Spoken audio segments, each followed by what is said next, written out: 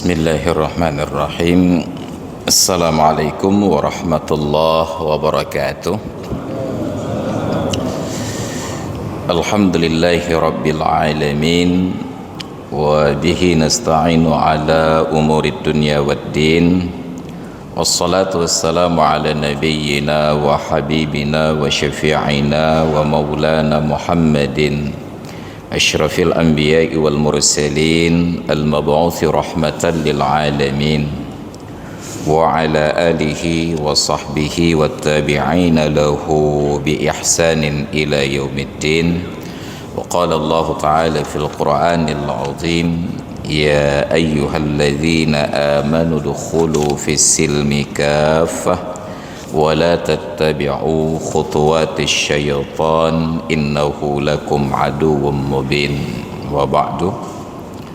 Hadirin dan hadirat jamaah salat maghrib, salat isya dan pengajian yang dirahmati Allah, kita lanjutkan kembali kajian masih tentang aturan dan adab salat berjamaah. Pada pertemuan yang lalu dinyatakan batal salat makmum apabila mendahului imam dengan sempurna dua rukun fi'li, kemudian dan mendahului secara sengaja dan mengetahui aturan satu rukun fi'li, hukumnya haram sekalipun salatnya tidak batal.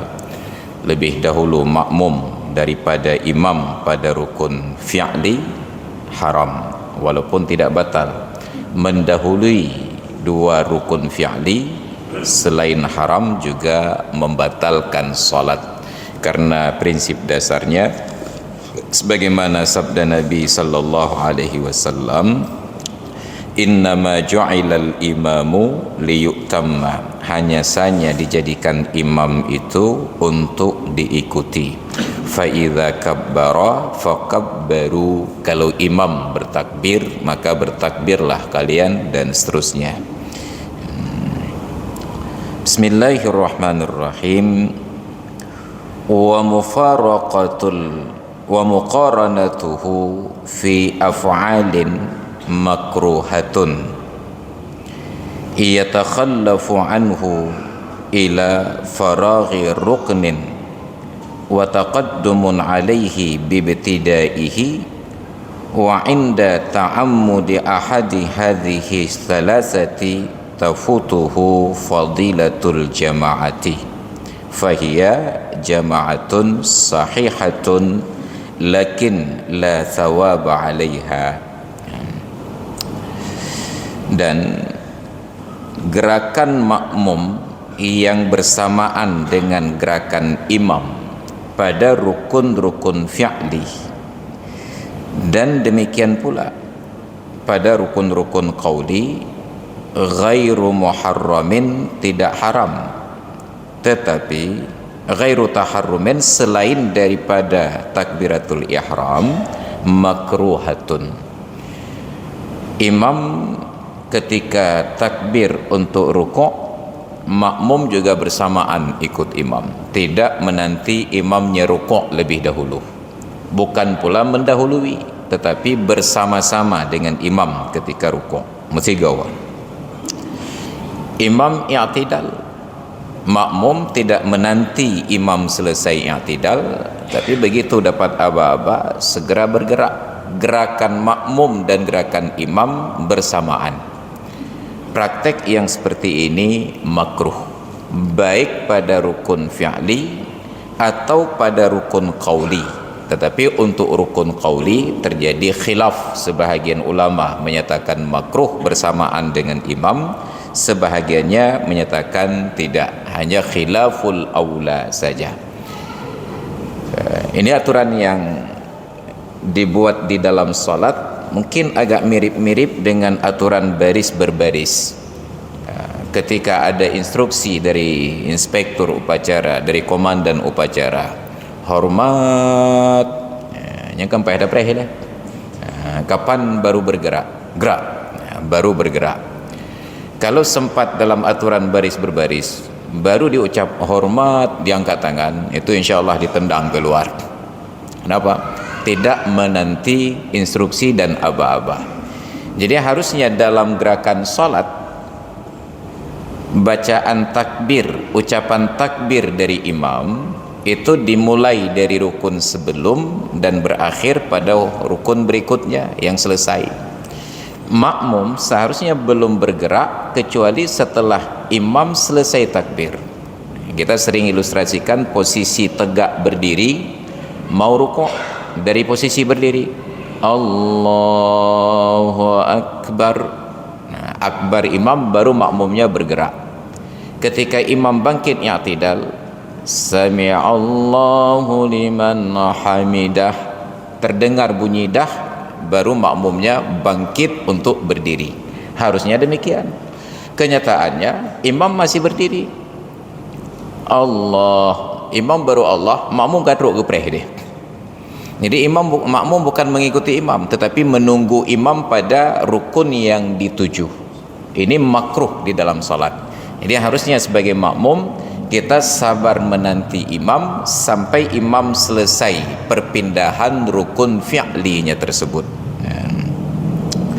Demikian pula pada rukun qauli menurut sebagian ulama. Jadi kalau imam sedang baca Fatihah, seharusnya makmum menanti dulu, biarlah imam selesai Fatihah baru makmum ikut, tunggu. Waladdallin,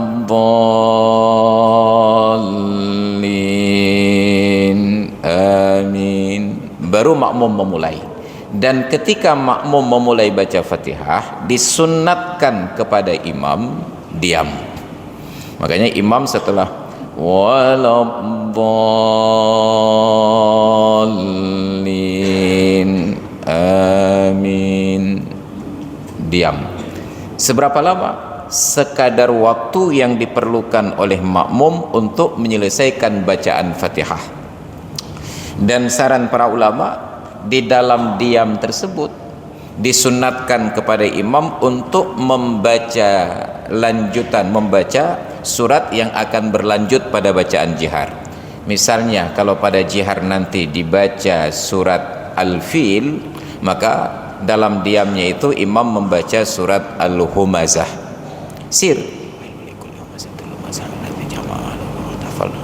Begitu selesai durasi waktunya, Bismillahirrahmanirrahim.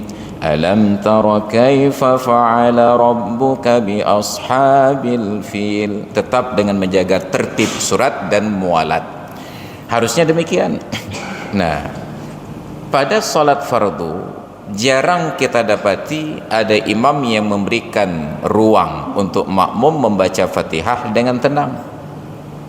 Begitu habis amin, bismillahirrahmanirrahim. Nah, bacaan imam setelah Fatihah itu sunat, bukan rukun. Karena bukan rukun, apabila imam tidak memberikan ruang, maka makmum membaca Fatihah di kala itu, bukan bersama-sama dengan imam. Jadi kalau imam baca Fatihah, makmum baca Fatihah, hukumnya makruh. Dampak dari makruh ini nanti akan dijelaskan di bawah. Makruh seperti aturan ini pada salat berjamaah apabila terjadi, itu menyebabkan luputnya fadilah 27 derajat yang kita harap, yang kita cari. Jauh-jauh repot-repot dari rumah kita datang ke masjid salat berjamaah untuk mencari fadilah 27. Tapi sampai ke masjid, setelah takbiratul ihram baca doa iftitah, imam baca Fatihah jihar, makmum juga baca Fatihah sir, hilang fadilah 27. Ya, jadi harusnya ada ruang tersebut, imam memberikan kesempatan kepada makmum menyelesaikan bacaan Fatihah dengan tenang. Ini muqaranah pada rukun fi'li. Disebut aidan demikian pula ada khilaf. Kenapa? Karena sulit untuk memahaminya pada saat tasyahud akhir. Begitu bangun dari sujud yang kedua rakaat yang terakhir, Allahu Akbar, kita duduk, tetap at-tahiyatu. Kita nggak terbiasa menunggu imam pada at-tahiyatu. Kenapa? Karena itu rukun yang bacaannya sir. bukan jihar. Maka yang makruh tadi pada bacaan imam yang jihar yang rukun qauli, makmum melakukan bersama-sama dengan imam, itu hukumnya makruh. Wa kadza aqwalin ghairu taharrumin, selain daripada takbiratul ihram. Kalau bersamaan antara makmum dengan imam pada takbiratul ihram, itu tidak sah salat. Imam Allah, hitanya Allah, Allahu Akbar, bersamaan takbirnya imam dan makmum. Bahkan bukan bersamaan, lebih cepat imam sedikit daripada makmum, tapi tidak ditunggu selesai. Harusnya makmum ketika takbiratul ihram imam ditunggu sampai bar, Allahu Akbar, baru makmum mulai. Nya imam baru Allahu Akbar, makmum sudah Allah. Kalau makmum takbiratul ihram sebelum imam selesai takbir, tidak sah salat makmum. Kenapa? Karena dia meniat ikut kepada seorang imam yang belum jadi. Imamnya belum masuk ke dalam salat, tetapi sudah didaulat untuk menjadi imam. Jadi fadilah takbiratul ihram bersama dengan imam itu bukan berarti takbir bersama-sama dengan imam. Namun setelah takbiratul ihram imam selesai, makmum segera syuru' fi takbiratul ihram. Apa makna syuru'? Masuk di dalam praktek takbiratul ihram, dimaafkan sedikit aktivitas untuk kesempurnaan salat. Begitu mau angkat tangan, ternyata lengannya belum tercemat dengan baik, tunda alih becut. Begitu mau diangkat, ternyata jamnya belum dikancingi, tunda becut. Penundaan sedikit tidak menafikan sunat takbiratul ihram bersama dengan imam. Maka kalau pada takbiratul ihram yang rukun qauli pertama, makmum dan imam bersama-sama, salat makmum batal. Yatakhallafu anhu ila faraghi ruknin. Jadi seharusnya makmum menunggu sampai imam berada pada posisi rukun yang dituju.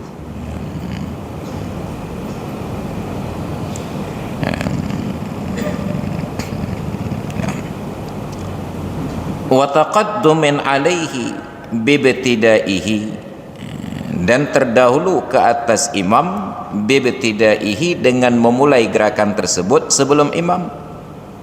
Wa inda ta'ammudi ahadi hadhihi salasati, dan ketika sengaja melakukan salah satu dari tiga perkara ini bersamaan dengan imam pada gerakan, ataupun tertinggal dari imam sampai imam selesai rukun tersebut baru makmum ikut, ataupun mendahului imam pada rukun tersebut dari takbirnya imam, ketiga-tiga kasus ini tafutuhu fadilatul jama'ati, maka luputlah bagi makmum yang bersangkutan fadilah salat berjamaah.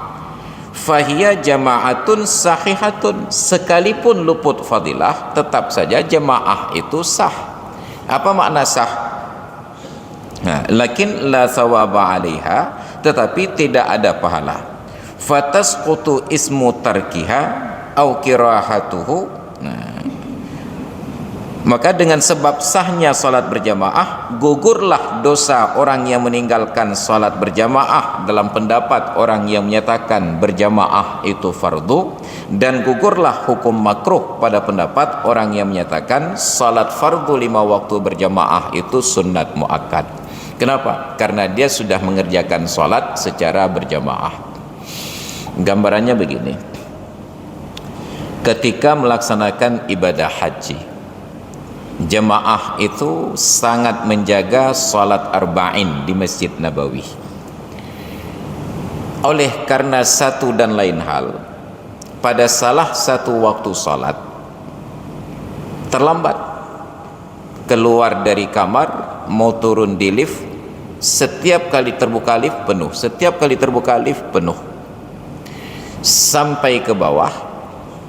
Dalam proses itu sudah takbiratul ihram di masjid, dia tetap berusaha untuk mengejar salat arba'in berjamaah. Dia kejarlah. Begitu sampai melihat masjid dan jemaah, imam sudah berada pada rakaat yang akhir. Dia dekat dengan masjid, tinggal nyebrang jalan, kena jalan-jalan dominan di belakang di pagar Masjid Nabawi. Imam sudah duduk tasyahud akhir. Dia kalkulasi, kalau saya nyebrang jalan ini berdiri di dalam saf, imamnya salam, tidak dapat salat arba'in. Tapi kalau saya berhenti di sini dan ikut imam yang di depan dengan nyebrang jalan, berjarak dengan menyeberang jalan, saya dapat takbiratul ihram dan dapat fadilah jamaah 27 derajat dan dapat salat arba'in. Tetapi safnya putus. Kalau putus saf, tidak dapat fadilah 27. Kalau tidak dapat fadilah 27, kubur dia kenan.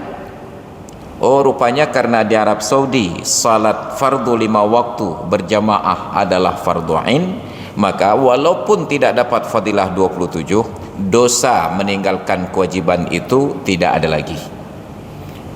Bandingannya orang yang salat fardu, kita punya anak sudah balik 15 tahun ke atas, malas salat, baru salat kalau dipaksa oleh orang tuanya. Ada cok kaya tikrak pelupuk meria atau awi depelah tujuh yang tertepot-tepot baru tahu kata mayang puhan. Karena takut dipukul oleh ayahnya, maka salatlah dia. Lengkap rukun dan syarat. Pertanyaannya, adakah faedah salat yang dikerjakan dengan terpaksa? Orang yang beribadat dengan terpaksa tidak ada pahala. Tapi pertanyaannya, adakah faedahnya? Ada. Apa faedahnya? Dia tidak lagi berdosa karena meninggalkan solat. Dia sudah kerjakan solat sehingga tidak berdosa. Pahala ada? Nauzubillah, tidak ada pahala. Apa manfaat berikutnya? Orang tuanya sudah menjalankan amar ma'ruf nahi mungkar. Kaloniu dengku. Sudah dia kerjakan. Sekedar menyuruh bagi orang tua sudah selesai. Makanya tanggung jawab orang tua terhadap anak itu sampai berusia balik, dari baru lahir sampai balik. Ketika sudah berusia 7 tahun mumayyiz, ada kewajiban menyuruh anak solat 7 tahun ya, bedah sembahyang.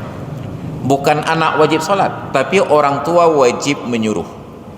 Bangunkan waktu subuh nak solat. Kita cuma bangunkan anak nak ya telat jati kula tu, bukan telat sembahyang, tikula telat. Harusnya nak bangun solat.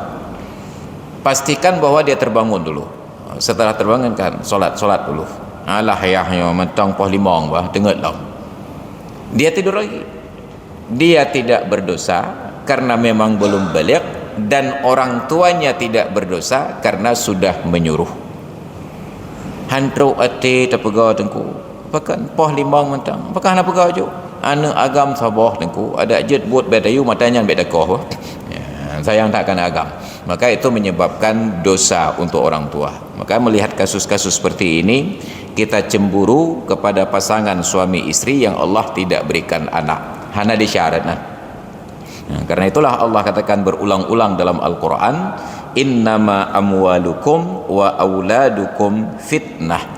Hanya saja harta-harta kalian dan anak-anak kalian adalah ujian. Wallahu indahu ajrun azim. Sedangkan Allah di sisinya terdapat pahala yang besar. Jadi dari 7 tahun diingatkan setiap waktu salat sampailah usianya 10 tahun tidak dia kerjakan salat, baru kewajiban orang tua untuk memukul. Wadribuhum 'alaiha wa hum abna'u 'ashrin, dan pukullah anak-anak kalian ketika sudah berusia 10 tahun kalau dia meninggalkan salat. Makiban cara pukul, peta drum, peta tinju, peta tepuk, peta tampak, dibuat petunjuk oleh Nabi, darban ghaira mubarrih, dengan pukulan yang tidak menyakiti. Poh tapi bet sakit. Makiban cara tak poh bet sakit. Herai. Nyepai ta ayun jarau bi, tapi begitu dekat pipinya direm. Cukai wujud. Ternyata Islam tidak ajarkan kekerasan, karena dalam prakteknya ketika Nabi menikahi istri dan istri-istri beliau, istri yang dimaksud Khadijah, istri-istri itu Aisyah dan yang lainnya, tidak seorang pun di antara istri Nabi ini yang pernah dipukul oleh Nabi. Ketika Allah anugerahkan untuk beliau 7 orang putra-putri, tidak ada seorang pun di antara putra-putri beliau itu yang kena pukul oleh Nabi, gecutihan, getampahan. Ketika Allah berikan cucu, lebih-lebih lah, bahkan dengan cucu beliau bermain kuda-kudaan. Idanya gahlam kahwin macam cewek ke tempat, macam cewek ke tempat, lepas pula-pula dia. Ini nauzubillah, Islam tidak ajarkan bentuk kekerasan. Jangankan istri, anak, menantu dan cucu, bahkan pembantu Nabi tidak pernah marah dan memukulnya, apalagi memukul, megedut hal. Anas bin Malik itu asisten pribadi Rasulullah. Kata Anas, 10 tahun saya mendampingi Rasulullah fil hadar wa fis safar, di rumah dan di perjalanan. Saya yang bawa sisir Nabi, saya yang jahit tali sepatu Nabi, gebab benda cilak mata. Sebab Nabi itu pria yang metroseksualitas, sangat peduli tentang kebersihan diri. Rambutnya tersisir rapi, diminyaki rambutnya. Lagi anak muda lebihnya, kalau lagi Dracula sudah waktu Nabi meminyaki rambut dan menyisir rambut, sehingga itu masuk dalam bab khisalul fitrah, perkara yang masuk kategori fitrah. Rambut Nabi itu panjang sebahu, tetapi tidak dikuncir seperti tiap anak muda sekarang. Anak-anak milenialnya kan lagi dikuncir, jika lagi jin kalau ino botak, ino tagi panjang, kalau lagi iblis mana. Saya kecil-kecil dulu sering membaca komik tentang sejarah Nabi dan Rasul. Selalu gambaran jin dan iblis itu kepalanya botak, hanya rambut panjang. Dan itu terjadi pada anak-anak muda sekarang. Maka mudah-mudahan awak dan benar anak-anak lagi yang apa-apa, anak wajah iblis. Itu yang dalam bahasa hadis Nabi disebut dengan qaza', mencukur rambut sebahagian. Ini kalau dulu hanya dibuat garis-garis saja, sekarang lebih parah lagi. Ini cukur bandum ya, tinggal di atas tu panjang, ikat tu atas. Orang tak dalam bibik lagi iblis, lagi dalam filem Aladdin.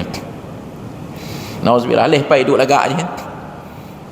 Dan rata-rata sudah model ikat rambut ke atas. Nabi itu rambutnya panjang sebahu, disisir rapi. Rambut Nabi itu ikal, hitam, luar biasa.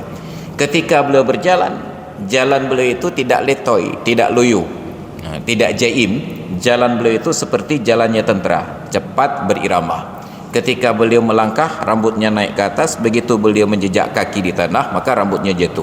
Disebutlah jatuh rambut Nabi itu ke atas bahu, yadribu unuqahu, memukul-mukul bahunya Nabi, mentintak-tintak bahu. Jadi hana gejak Nabi yang gepu abu-abu dah. Gagah jalan Nabi, cepat, gagah. Sampai para sahabat katakan, kalau kami berjalan dengan Nabi, kami selalu tertinggal. Saat berjalan dengan Nabi, kami selalu tertinggal. Bayangkan gesitnya Rasulullah, yang baru uji wali kota cekeng, kau jaga-jaga di bawah, atu-atu langkah, mana pucap ni. Jadi ada perintah. Setelah balik, dari umur 10 tahun sampai balik, selalu dijaga solat, disuruh solat, jaga solat, suruh solat. 15 tahun baliklah dia lanjutkan solatnya. Maka setiap kali anak solat, orang tua dapat pahala dari praktek solat anaknya. Kenapa? Hasil pengajaran dan didikannya. Setelah selesai dididik dengan baik, usianya balik 15 tahun, dia tinggalkan solat. Maka orang tua tidak lagi berdosa ketika anak itu meninggalkan solat. Tidak ada lagi kewajiban orang tua untuk menyuruh dia solat. Bukan berarti tidak menyuruh solat, tetapi tidak wajib atas nama orang tua, namun wajib atas nama amar ma'ruf nahi mungkar. Jadi karena di dalam rumah itu kita yang terdekat, anak kita tidak solat, kewajiban kita bukan karena orang tua, kewajiban karena kita dekat sebagai muslim dan melihatnya. Bangunkan, nak, bangun, solat. Itu kewajiban muslim terhadap muslim, bukan lagi orang tua terhadap anak. Namun di Banda Aceh, ketika anak tidak bangun solat subuh, langsung orang tuanya telpon Satpol PP dan WH. Dia rumah pak, anak dah hari semayang wah. Nyan memang Satpol PP. Mana rumah yang jaga? Ini tanggung jawab orang tua. Tapi kalau sebelum balik diabaikan, tidak diberikan pendidikan, tidak diberikan arahan dan nasihat, maka nanti ketika balik, kalau dia menjadi taat karena pergaulan, imangan dengan orang-orang yang gat, orang tuanya tidak dapat apa-apa, enggak ada investasi. Kalau dia bermaksiat, baru orang tuanya dapat dosa. Kenapa? Karena itu hasil investasi orang tuanya. Agaknya apakah anak agam sabah buat betayu matanya betakoh. Jadi dalam cerita orang-orang tua kita dulu, ceramah-ceramah guru-guru kita dulu, ada orang tua yang taat, salat berjamaah 5 waktu, wirid, tilawah, i'tikaf, tidak ada orang yang tersinggung perasaan ketika berinteraksi dengannya. Berehlah, sebagai suami dia baik, sebagai orang tua dia baik. Hanya saking baiknya, anaknya tidak pernah dididik. Apapun yang diminta diberikan. Perlai tangan geblau, perlai Honda geblau, galak motor geblau, perlai kawin. Hanya tidak pernah disuruh salat. Di akhirat setelah melewati proses hisab mizan, diponis bahawa dia masuk surga. Tengah gejak-gejak dalam surga, dicegat oleh anaknya, ya Allah, jangan engkau izinkan orang tua itu masuk surga. Ditanya oleh Allah, kenapa? Karena dia menyebabkan aku masuk neraka. Apa urusanmu dengannya? Dia ayahku ya Allah. Ya halnya. Yauma yafirrul mar'u min akhihi wa ummihi wa abihi wa sahibatihi wa banihi likulli imri'in minhum yawma idzin sya'nun yughni. Pada hari itu seorang saudara menjauh dari saudaranya. Kan menjauh biasa, yafirru, dia lari. Bangkalan cedera ganyan kagehan timbangan belahwi iplung jauh takut dunia otoknya cedera ke yafirrul mar'u min akhi wa ummihi wa abih. Ketika ayahnya sedang dihisab, ketika anaknya sedang dihisab, melihat potensi orang tuanya akan jatuh dalam neraka, anak ini menyelamatkan diri. Tapi kalau di dunia ayahnya disidang di pengadilan, anak-anaknya akan kerahkan bala tentera dan bantuan untuk demo persidangan. Sidang ya kaya. Tapi di akhirat tidak ada ayah dengan anak. Anak lari menjauh dari ayahnya. Wa sahibatihi wa bani, dan dari istri dan anak-anaknya. Di dunia istrinya dilirik orang langsung parang diasah. Anaknya dicutit, ngekroyok urang cutit. Tapi begitu sampai di akhirat, anak lagi. Hidupnya aja apakah? Nyan anak elannya bulai je nyawang ikai dah bah. Yang cukai-cukai je bulai je depan nyawang ku putun bah. Hidupnya. Tapi di akhirat tidak ada urusan anak dan ayah. Makanya sayang tidak sayang di dunia. Jadi kalau di dunia kita manjakan, tidak kita perintahkan untuk kebaikan, amar ma'ruf nahi mungkar, maka tunggulah persidangan akhirat. Itu tidak ada lagi kasih sayang antara suami istri, orang tua anak, ataupun saudara dengan saudara. Nauzubillah. Maka jaga anak-anak kita. Jadi kalau terjadi salah satu perkara yang 3 tadi, apa yang 3? Yang pertama, gerakannya bersamaan dengan imam. Yang kedua, dia baru bergerak setelah imam selesai dari rukun tersebut. Atau yang ketiga, dia mendahului gerakan imam. Imam baru mulai takbir, dia sudah mendahului. Maka pada ketiga-tiga kasus luputlah fadilah 27 derajat. Dan ketika luput, andai kata itu wajib hukumnya berjamaah, maka gugurlah dosa. Bila sunnat muakkad, hilanglah hukum makruh. Fa qawlu jam'in intifa'ul fadilati yalzimuhul khuruju 'anil mutaba'ati hatta yasira kal munfaridi wa la tasihhu lahu al jumu'atu wa huwa kama bayyanahu az-Zarkashi wa ghairuhu wa yajri dhalika fi kulli makruhin min haitsul jama'ati bi an lam tusawwar wujuduhu fi ghairiha.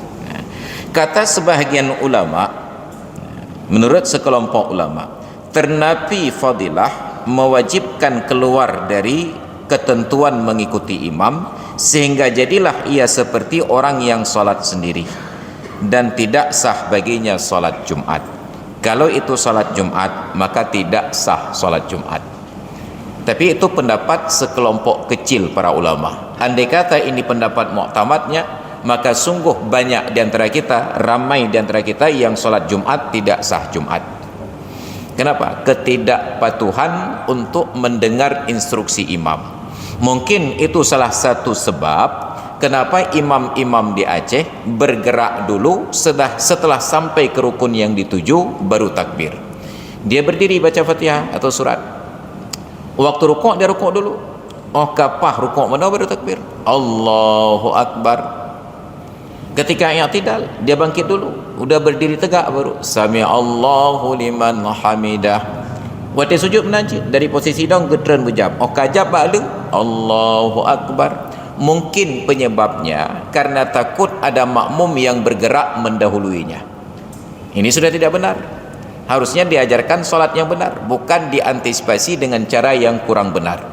Karena nanti akan tertipu orang-orang yang merasa dia dapat rukuk bersama dengan imam, ternyata tidak.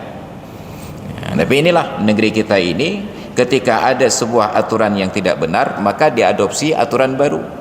Itu di semua bidang. Maka ketika sudah berapa kali saya lihat tadi ke bandara melepaskan jemaah umrah, terlihatlah rombongan PJ gubernur lewat, kelihatan BL1, mobilnya seperti mobil saya, Alphard. Ada pengawal di depan, forider, patwal. Jadi semua dalam deretan rombongan tersebut itu lampu hazardnya meklep-klep dua. Nyan yang bawa motor ke polisi, payah degulaan. Harusnya kan memberikan keteladanan. Lampu menyala lampu hazard itu bukan untuk kenderaan berjalan, untuk kenderaan berhenti. Tapi sudah menjadi ketentuan umum di negeri ini, asal sudah konvoi nyampu klep-klep dua. Padahal tombol lampu hazard tersebut sengaja dirancang tidak di dalam jangkauan tangan, tidak dalam jangkauan telapak tangan. Yang bandum lampu untuk tapudip dalam jangkauan tangan, tidak berpindah tangan dari setir. Poho lampu samping tinggal tegan, poho penajib wiper tinggal tegan, nyalakan lampu depan tinggal tegan. Tapi untuk menyalakan lampu hazard payah tak tunjuk ke dia. Yang tidak perlu dilakukan ketika berjalan lurus di perempatan dia tegan ke dia. Tapi ketika berpindah lajur dia tegan bacuk kan dia tegan. Makanya dulu saya minta, langsung saya bertemu dengan Kapolda waktu itu, Pak Rio Jamba. Saya konfirmasi ke beliau, Pak Kapolda, apa enggak mungkin kita luruskan persepsi yang keliru ini? Apa Pak Ustaz? Yang menyalakan lampu hazard di perempatan jalan, yang menyalakan lampu hazard waktu konvoi, kan enggak apa-apa Pak Ustaz. Nya rumah kahenya. Mbak Kapolda bukan enggak apa-apa. Kan enggak apa-apa kakak gimana begat tu. Nya berarti wali kota Cekeung lebih mengerti daripada Kapolda. Nya go ke taik je Kapolda Aceh. Ini contoh sederhana. Maka hampir semua bidang, orang yang berkompeten di bidangnya sudah tidak mau peduli. Kesalahan-kesalahan kecil dianggap biasa, padahal itu berdampak psikologis. Apa dampak psikologis? Bayangkan di perempatan jalan ada kenderaan di depan, lampunya nyala sebelah kanan, tapreh ke PKW belah hunan, rupanya depan. Pekan belah hunan hu, belah wi hu. Tanya ada kalam belah wi belah hunan mentang. Yang belah hunan gedang, belah wi gedang, rupanya gejak depan. Itu menaikkan tingkat stres kita di jalan ketika tidak ada kesepakatan tentang rambu-rambu tersebut. Tapi inilah negeri yang sudah apatis, tidak ada lagi pihak yang ingin meluruskan. Ketika sholat Jumat, harusnya kita pahamkan masyarakat tata cara pelaksanaan Jumat yang benar. Tetapi saat kita bertanya ke guru-guru dalam pengajian-pengajian alumni, seolah-olah sudah muncul apatis. Tidak mungkin lagi sholat Jumat yang sah. Maka mau tidak mau setelah sholat Jumat kita laksanakan sholat duhur lagi. Saya tanya ke guru-guru senior ini, jadi kalaupun nanti setelah sholat Jumat mereka sholat duhur lagi, kalau tidak sah sholatnya kan sama saja. Kenapa tidak sah sholat Jumat? Saya coba verifikasi. Oh karena ta'adud masjid. Buat peraturan tidak boleh dalam satu kawasan ada pelaksanaan Jumat lebih dari satu tempat. Apakah diambil kesimpulan satu kampung satu Jumat atau satu pemukiman satu Jumat? Umpamanya Banda Aceh Tabur Kampung, apa Tabur Kampung? Cat masjid hanya ada di masjid ini. Yang repot nanti di Kuta Alam ada 6 masjid. Tentukan satu titik saja. Masjid mana? Oh enggak sanggup tertampung dalam satu masjid. Kalau begitu perlu 2 masjid. Hidupkan 2 masjid di hari Jumat. Buat ketentuan. Kanjit begatnya. Tapi tidak ada ikhtiar ke arah tersebut. Apalagi persoalannya? Oh, persoalannya tidak ada ahli Jumaat. Nyomedan pun pemahaman dan ahli Jumaat. Oh, lagi ahli fisika, ahli kimia, nyantalah je ubat lah. Ahli Jumaat itu orang yang terpenuhi syarat yang 7. Islam, baligh, berakal, laki-laki, merdeka, sehat, bertempat tinggal menetap. Ada jumlahnya 40 orang. Bila dalam satu kampung ada 300 kakak, itu menunjukkan ada 300 orang ahli Jumaat. Kenapa? Ada kepala keluarga 300 orang. Kapan disebut kepala keluarga? Ketika dia sudah punya istri. Tapi beliau sudah meninggal, Pak Ustaz. Pasti ada penggantinya, anaknya yang sudah baligh, menantunya. Kalau ada 300 kakak satu kampung, itu berarti normalnya sudah ada 300 ahli Jumat. Memang ahli Jumat sudah ada 300, Pak Ustaz. Tetapi tidak ada 40 orang yang sah salat untuk dirinya sendiri. Oh, jadi karena enggak ada yang sah salat untuk diri sendiri, maka kita ulang salat zuhur. Yang kita ulang salat zuhur, yang ada lahu karena hantip syarat. Mai yang hansah sama yang kedua ada gulang lahu, nasah lahu. Maka hansah cid. Maka solusinya, ketika di masjid-masjid ini kita khawatir tidak memenuhi syarat, verifikasi syarat apa yang Anda khawatir. Ta'adud Jumat, Pak Ustaz. Kenapa? Ada 2 masjid di kampung kami. Minta kepada Pak Kecik dan Tuh Haput tentukan di masjid mana kita laksanakan Jumat. Ternyata dua-dua masjid nggak ada yang mengalah. Maka buat ketentuan. Kalau begitu kita gilir. Jumat yang ganjil di masjid ini, Jumat genap di masjid satunya. Kan tidak benar? Atau langsung selang-seling. Jumat sekarang di masjid ini, Jumat depan di masjid Pulen, di satunya, maksudnya berikutnya kembali kemari. Makanya di Pulau Penang itu diatur oleh Jawatan Keagamaan Malaysia, Keagamaan Islam Malaysia, JAKIM. Apabila dalam satu kampung ada 2 masjid, maka salat Jumatnya bergiliran. Jumat ini di masjid sebelah kanan, umpamanya Jumat depan di masjid sebelah kiri. Ketika salat Jumat di masjid sebelah kanan, masjid kiri tutup hari Jumat, pada waktu Jumat. Ketika giliran salat Jumat di masjid sebelah kiri, pada masjid yang sebelah kanan ditutup juga pelaksanaan aktivitas. Kanji dah pegang. Mahana topike. Dia tidak pakai ke MPU kayak buli lam dah jauh. Pulang bengah nak ke MPU lewat. Makin pampek bengah nak kata yuk gaji hanya kerja. Ini persoalan. Apalagi masalahnya? Orang yang salat Jumat, ahli Jumatnya enggak cukup 40 orang. Hai, kalau lebih lahir tuh kakak apa lah? Betul itu lahir tuh kakak, tetapi enggak ada yang sah salat. Kalau begitu, ajarkan 50 orang sah salat. Pastikan dia sah. Ambil waktu sepekan. Tapi mereka perlu cari nafkah untuk rezeki keluarga. Getanggung dari kampung dalam 3 Jumatnya rezeki hendak minta. Tugah waran but. Begini cara salat takbiratul ihram niat. Ketika sudah selesai 50 orang ini dididik tata cara salat yang sah dan benar, maka masuk hari Jumat diumumkan, di absen dulu. Nyo yang kalih terpurna sembahyang Jumat 50 roh absen. Pedum roh najak roh Jumat nyo 45. Maka diumumkan hari ini hana yang dah lahu. Tip syarat buat. Bukan 45 roh ahli Jumat kasah Jumat. Jumat depan absen lagi. Ada 49 orang, enggak perlu ya ada. Ada satu kali Jumat yang orang yang dididik tata cara salat dengan benar ini hanya hadir 35 orang. Baru saat itu kita umumkan, untuk hari ini sebaiknya kita laksanakan salat zuhur setelah Jumat. Kenapa? Karena orang yang kita didik spesifikasi khusus untuk salat hanya hadir 35 orang. Oh, kalau begitu enggak cukup syarat, jangan salat Jumat. 35 orang ini yang kita yakini salatnya. Tapi di antara sekian banyak jamaah, apa enggak mungkin terpenuhi kota dengan 5 orang yang lain? Maka baru kita umumkan. Tidak ada ikhtiar ke arah tersebut. Apa tis? Maka nauzubillah. Untuk purna semayang kan harap hati. Jadi dalam diskusi-diskusi dengan kawan-kawan yang peduli pada urusan agama, ada dibentuk organisasi baru namanya LEPADSI, Lembaga Peduli dan Advokasi Syariat Islam.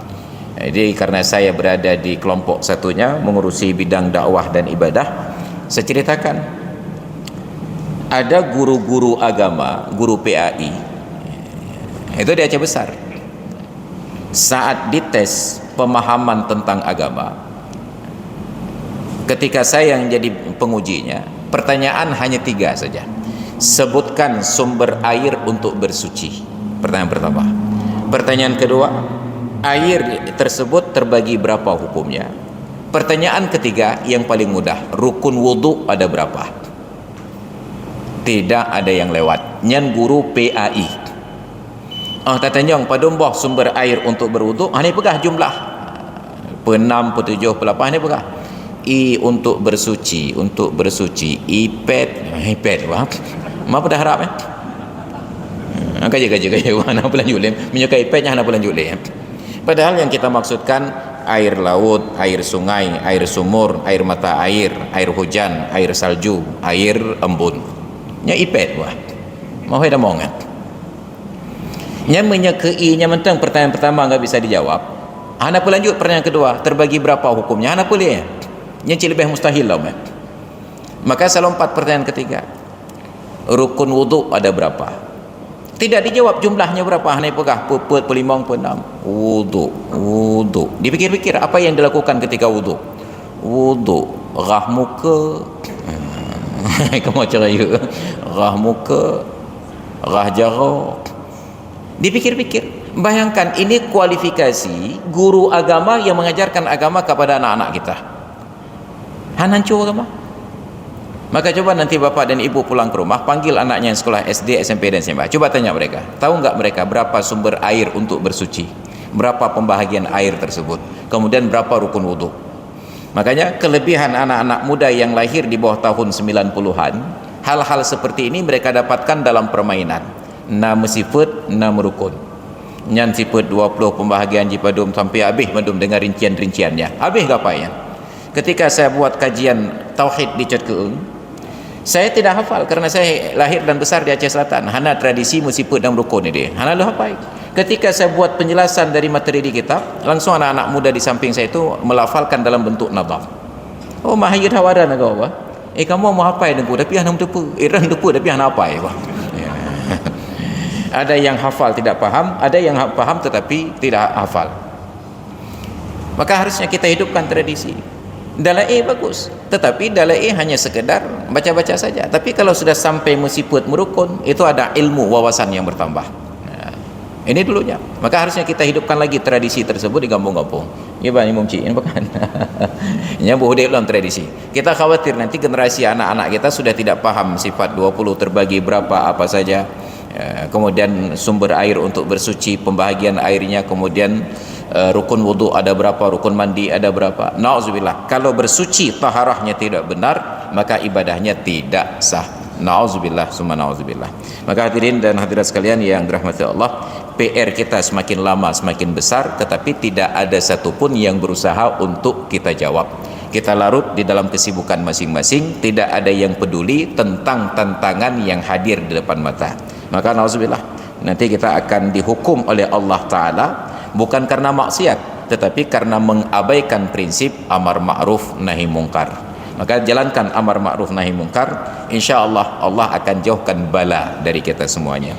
Baik hadirin dan hadirat sekalian yang dirahmati Allah, sudah tiba saatnya kumandang azan Isya. Kita padakan kajian sampai di sini, dan saya sudah selesai solat Isya tadi, jamak takdim dengan solat maghrib. Apa jamak takdim Cot Keung kena tak? Malam ini saya tidak pulang ke Cot Keung, tetapi melanjutkan perjalanan ke Nagan Raya karena khatib Jumaat besok di Nagan Raya. Mamanya dah berangkat bengoh sampai ada balap motor. Nya weh dah pudik lampu hazard dua-dua lagi awak bangai ya. Dia tayak malamnya je baik meridah bangai. Je santai-santai baca.